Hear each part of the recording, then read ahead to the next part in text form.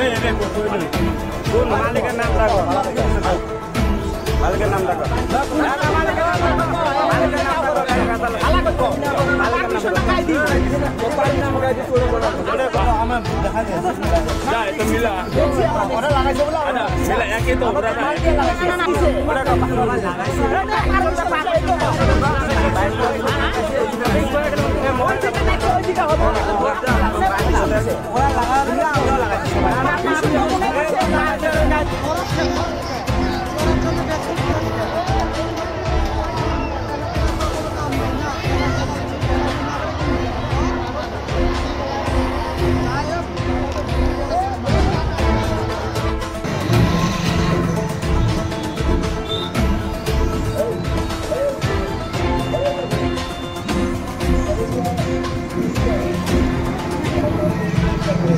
Loud speaker চলি থাকিলে মানে গাঁৱলীয়া পৰিৱেশ যিহেতু অলপ পৰিৱেশটো বিনষ্ট হোৱা পৰিলক্ষিত হৈছে।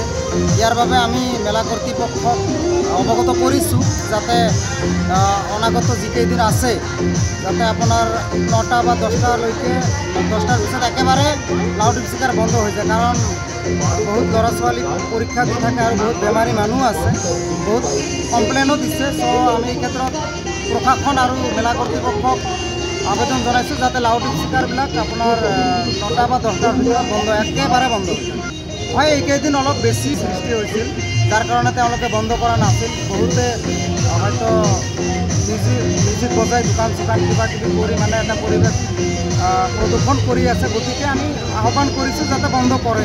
চাওক, মেলা এটাৰ প্ৰয়োজন আছে আমাৰ এই অঞ্চলত। মেলাটো হৈ ধৰি লওক ক'বলৈ গ'লে এক প্ৰকাৰ ভাল, কাৰণ বহুত মানুহে ইয়াত আহি সমাগম ঘটিছে।